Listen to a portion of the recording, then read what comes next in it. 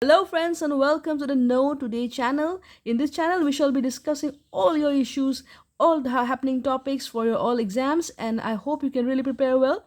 Today we're discussing the Bengaluru water crisis.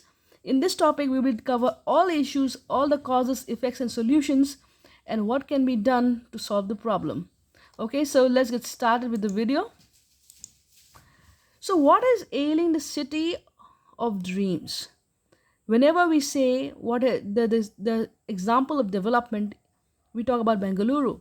But today, Bengaluru is in the grip of a severe crisis. The lack of water is the worst kind of crisis ever. So, now, what is the main reason behind this whole issue? And what we must learn from this crisis? It is absolutely possible that tomorrow or in the years to come, the situation of Bengaluru may replicate in all other cities in India. So it is high time that the Bengaluru water crisis is being taken as a lesson and understood and solved so that such issues appearing in the cities of the country may be resolved as soon as possible and best avoided at all times and at all costs. Now, according to Dr. T.V. Ramachandra, the coordinator, Energy and Wetlands Research Group, Indian Institute of Science, Bengaluru, the crisis may get worse than Cape Town if adequate measures are not being taken immediately. Now, what is the meaning of the adequate measures? The measures that are more on a policy level are macro kind of economic, and they're taken at a bigger level. Those kind of initiatives or sustainable initiatives are being taken. Right now, the problem of Bengaluru is not just water shortage.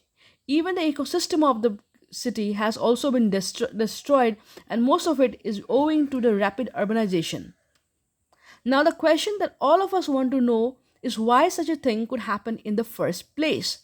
Bengaluru, once called a city of lakes, today is having water shortage, something that could have never been imagined 20 years back.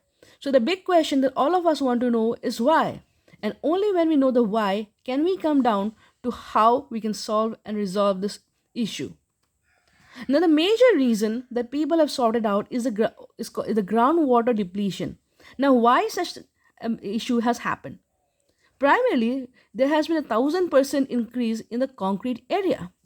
So now Bengaluru is no longer a city with lakes and gardens, it has become a concrete jungle.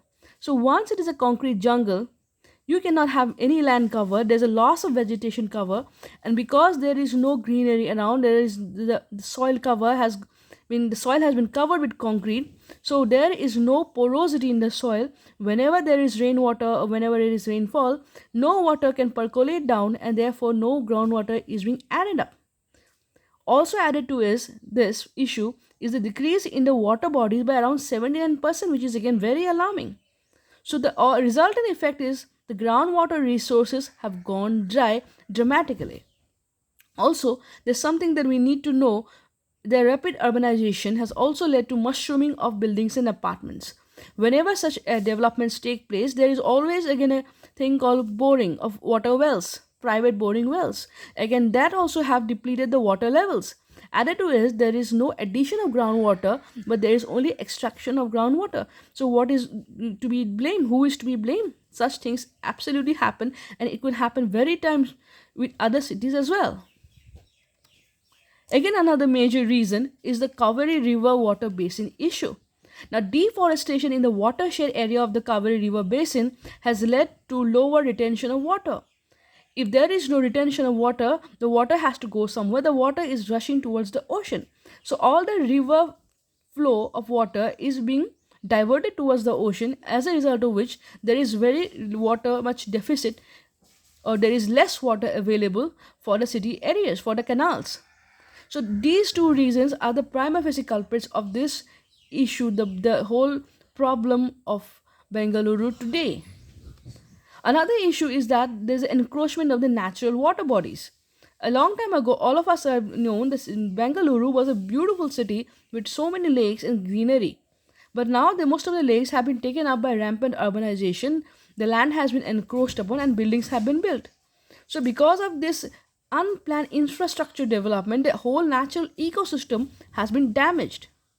Added to the ooze, they have a slack monsoon and increased temperatures. The increased temperatures has also become because of the fallout of the whole ecosystem.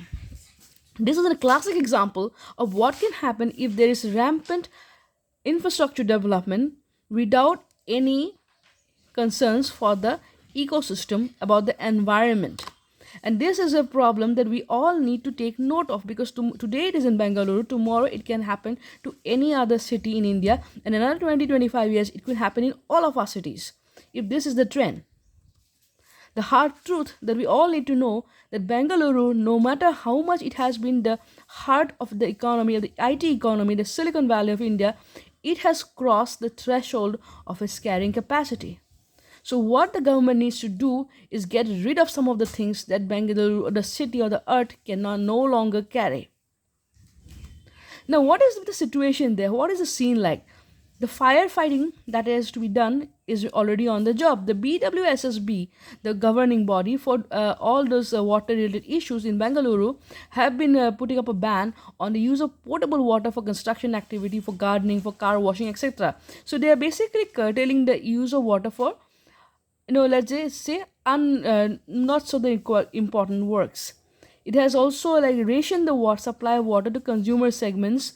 Some of have been given less than 10% of water, and also the capacity of water being utilized also has been rationed, cut down. There are certain vigil bodies being set up around apartments to monitor the wastage of water. Even the government has gone ahead and they've gone to deploy water tankers and even milk tankers to bring up water from the Kaveri to the city. Now, all of these are measures being done to really bring about water to the citizens of the city. But the thing is that these are all short-term measures. It is not long-term sustainable solutions, and no city can survive on such ad hoc basis efforts. So, what are the solutions? Now, we need to take a holistic approach towards the solutions. We need to find out sustainable solutions. And one of them is being environmentally vigilant. We call it environmental literacy. So, whenever an individual is absolutely aware that whatever his effects and issues and actions are, and what effect it will have on the environment, such issues like polluting the water body, like for example, can least happen. Whenever we stop polluting the natural water bodies, only then we can have water that is fit for consumption. So the next point is prevent pollution of water bodies. It is estimated that around 18 TMC of wastewater, sewage water is being generated by the Bengaluru. So that water is again let out into the water bodies in the surrounding vicinity. So the water itself becomes the natural water, which is fit for consumption, becomes polluted, and the polluted water is also not being taken care of.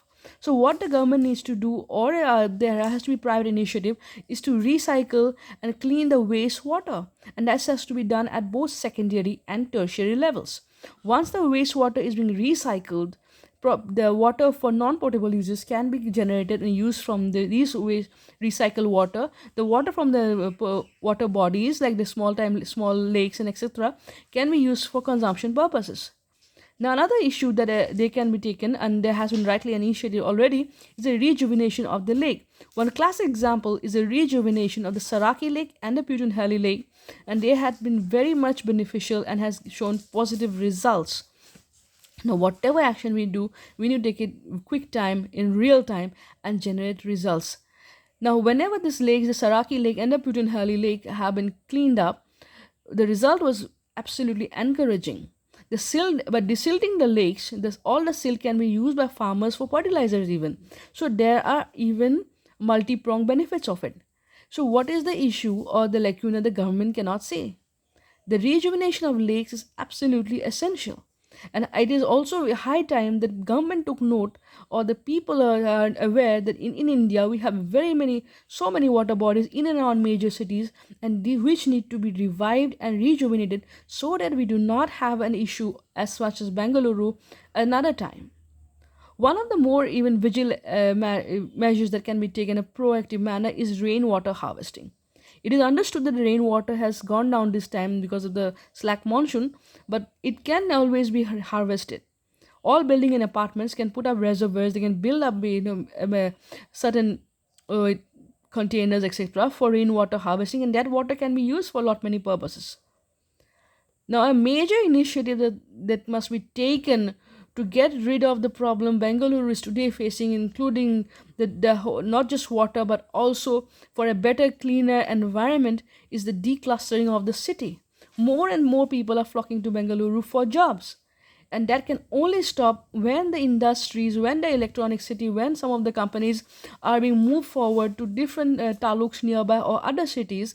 That way there will be equitable distribution of income, others in the per capita income, the development will happen in other cities as well, and Bengaluru will be declustered. So that by that doing simply that, the carrying capacity or the issues such as that have been happening will come to a halt, and probably there will be all-round development in the state of Karnataka. So these are certain issues that have we have been discussing and putting forward to you for your analysis, for your understanding. We really hope that this discussion is of good use to you for your examinations and all other knowledge issues. And we really hope that if there are at all issues, you can always put in your comments and we'll try to clarify them. And if you like the channel, please do like, subscribe, and hit the bell icon. Thank you so much.